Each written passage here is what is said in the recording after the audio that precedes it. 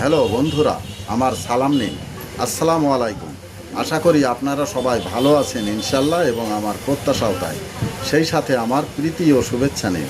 আজ এ পর্যায়ে যে বিষয়ে কথা বলবো তা হচ্ছে মন একটা জগৎ, যেখানে সুখ আছে, দুঃখ আছে, যুদ্ধ আছে, শান্তি আছে, ঘৃণা আছে, ভালোবাসাও আছে।